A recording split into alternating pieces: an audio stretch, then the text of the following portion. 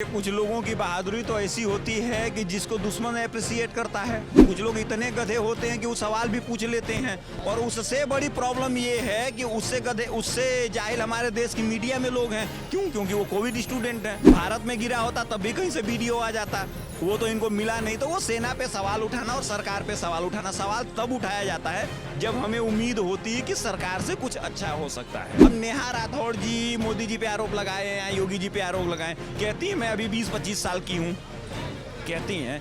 तो भैया सारी आपकी पढ़ाई लिखाई जो कुछ हुआ है वो कांग्रेस के बनाए द्वारा या मायावती के या मुलायम सिंह के बनाए गए स्कूलों में हुई है। अगर कांग्रेस के द्वारा बनाए गए स्कूलों में पढ़ लिख के ऐसे लोग पैदा होते हैं तो हमें तो शुक्र है कि कुछ लोग 2014 में भारत को आज़ाद मानते हैं। चलो मोदी जी रैली करते हैं, कोविड फैल जाएगा, तो राहुल गांधी और कन्हैया कुमार जन यात्रा कर रहे हैं रोज के रोज बिहार में, तो उससे कोविड क्या होता है कि उनके पास आके चुम्मी लेके वापिस चला जाएगा। कुछ लोग होते हैं वो मेंटली डिस्टर्ब होते हैं, जो पॉपुलैरिटी के भूखे होते हैं। नमस्कार, मैं शिवम चौबे और आप देख रहे हैं सौगंध टीवी। बिहार चुनाव में जब प्रधानमंत्री मोदी एक रैली को संबोधित करते हैं बिहार में, तो कहीं ना कहीं नेहा सिंह राठौर के पेट में मरोड़ आ जाती है जब वो कहती हैं कि बिहार का चुनाव बिहार के मुद्दों पर होना चाहिए, और जो लोग मंचों से गोलियां चलाने की बात करते थे उनकी बहादुरी सीज फायर में दिख चुकी है। एक तरीके से निशाना है कि भारत ने सीज फायर का समझौता क्यों किया। अब इस पर जनता की राय जानते हैं। सर, नेहा सिंह राठौर तो कह रही हैं जो लोग गोलियाँ चलाने की बात करते थे मंचों से,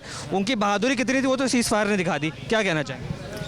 देखिए, कुछ लोगों की बहादुरी तो ऐसी होती है कि जिसको दुश्मन अप्रिशिएट करता है, और कुछ लोग इतने गधे होते हैं कि वो सवाल भी पूछ लेते हैं। और उससे बड़ी प्रॉब्लम ये है कि उससे जाहिल हमारे देश की मीडिया में लोग हैं। क्यों? क्योंकि वो कोविड स्टूडेंट हैं। भाई साहब, अगर पाकिस्तान ने कोई राफेल गिराया होता तो उसका फोटो नहीं वो राफेल लेके भारत के दिल्ली आ जाता कि भैया देखो तुम्हारा राफेल गिराया है मैंने।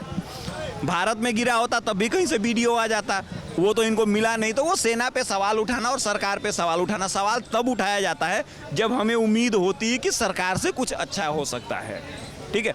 अब नेहा राठौड़ जी मोदी जी पे आरोप लगाए हैं, योगी जी पे आरोप लगाए, कहती हैं मैं अभी 20-25 साल की हूँ, कहती हैं।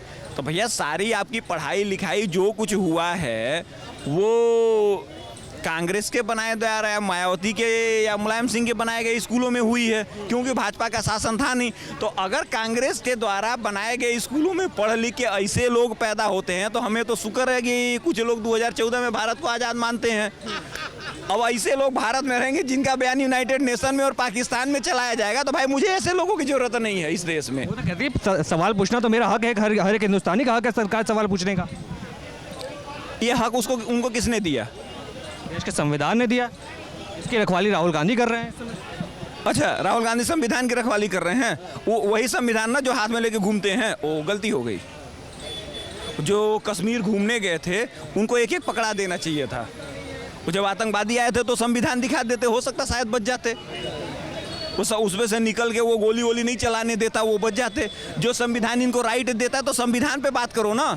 नहीं, पर वो कह रही मोदी जी बिहार चुनाव के लिए रैली कर रहे हैं, देश में कोविड बढ़ रहा है, प्रधानमंत्री होने के नाते उनको तो रैली नहीं करनी चाहिए। कम से कम देशवासियों को पिछले बार भी याद दिला रही कि पिछली बार जब कोविड हुआ था मोदी जी रैली कर रहे थे, फिर से वही कर रहे हैं। तो चलो मोदी जी रैली करते हैं, कोविड फैल जाएगा, तो राहुल गांधी और कन्हैया कुमार जन यात्रा कर रहे हैं रोज के रोज बिहार में, तो उससे कोविड क्या होता है कि उनके पास आके चुम्मी लेके वापिस चला जाएगा कि भैया तुम राहुल गांधी के सपोर्टर हो, मैं तुमको नहीं आऊँगा। नेहा राठौड़ ने कहा है मैं तुम्हारे साथ नहीं जाऊँगा, और मोदी जी के साथ जाओगे तो मैं तुमको पकड़ लूँगा। ऐसा नहीं होता है। देखिए, कुछ लोग होते हैं वो मेंटली डिस्टर्ब होते हैं, जो पॉपुलैरिटी के भूखे होते हैं। उनको सरकार से सवाल पूछना है, क्या सवाल पूछना मालूम नहीं। अरे भाई, सीज फायर वो करता है जिसके पास पावर होती है। जब पाकिस्तान ने ये खुद ही एक्सेप्ट कर लिया कि भारत ने ब्रह्मोस नहीं चलाई होती तो हम उसके ऊपर अटैक करते। उसके प्राइम मिनिस्टर ने कहा है ना, डोनाल्ड ट्रंप ने हाथ उठा के मना कर दिया, भाई हमारा कोई रोल नहीं है कि हमने तो कोई सीज फायर नहीं करवाया था। तो भैया अब इनके पप्पा लोग मना कर रहे हैं, अब इनके पप्पा पलट गए, तो प्रॉब्लम ये हो रही कि अब दोबारा पप्पा किसको बनाए, क्योंकि मैंने तो कहा ये मेरा बाप है। अब वो कह रहा है मैंने तो तुम्हारी माँ के साथ कुछ किया ही नहीं, हमारा तो कोई रोल ही नहीं है। अब इन लोगों का रोना ये है, इस बात पे है कि भाई हमने जिसको बाप बनाया वो तो मुकर गया है हमारे साथ, तो अब हम क्या करें। कहते नहीं, बाप तो तुम मेरे ही हो, मैंने तुमको देखा था। कब देखा था भाई? तुम तो पेट में थी। तो इन लोगों की प्रॉब्लम यही है सीधी सीधी कि इनको आता जाता कुछ नहीं, केवल सस्ती पॉपुलैरिटी लेने के लिए सरकार पे प्रहार कर लेना है, सरकार से सवाल पूछ लेना है, और इनको कुछ नहीं आता। भैया जिंदगी में कभी सरकार के अच्छे काम भी गिना दो। भैया अब देखो, पीओके दिया पंडित जवाहरलाल नेहरू ने, ठीक है, बांग्लादेश बनाया क्या बोलते हैं इंदिरा गांधी जी ने। चूंकि भारत के जो पाकिस्तानी थे उनको पता है कि हम एक तरफ से परेशान कर रहे हैं, अब भारत दोनों तरफ से परेशान होगा, और आपने नतीजा देख लिया यूनिट सरकार में।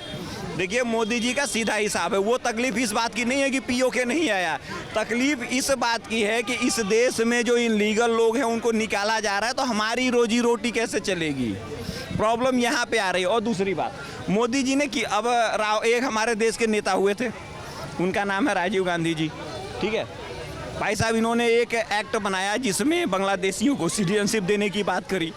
अब मेरा राजीव गांधी जी से सवाल है कि क्या तुमको ये सेंस नहीं था कि जिन बांग्लादेशियों की ज़मीन जायदाद बांग्लादेश में है वो छोड़ के आए, उसका हिस्सा कौन लाके भारत में शामिल करेगा?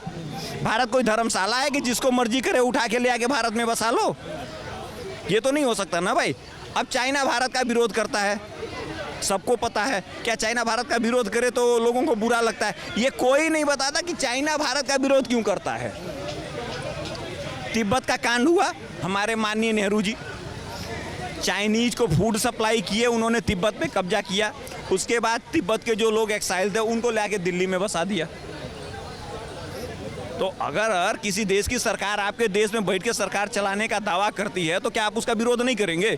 तो चाइना भारत का विरोध करता है भाई, अगर वो तो कहावत है पुरानी, दुश्मन जो होता है वो अपना दोस्त होता है। तो अगर भारत पाकिस्तान की दुश्मनी है, ठीक है, तो चाइना पाकिस्तान का सपोर्ट करता है भाई। चाइना और तिब्बत की भी तो दुश्मनी है, तो भारत तिब्बत को सपोर्ट करता है। मजे की बात देखिए, भारत ताइवान को सपोर्ट नहीं करता, भारत ताइवान का सपोर्ट नहीं करता, लेकिन ताइवान भारत का सपोर्ट करता है। तो ये हमारे देश के नेताओं के कुकर्म ऐसे हैं। बट शुक्र है मोदी जी पे लोगों को भरोसा है कि सवाल पूछ के कम से कम उम्मीद तो कर रहे हैं मोदी जी पीओके ला के देंगे।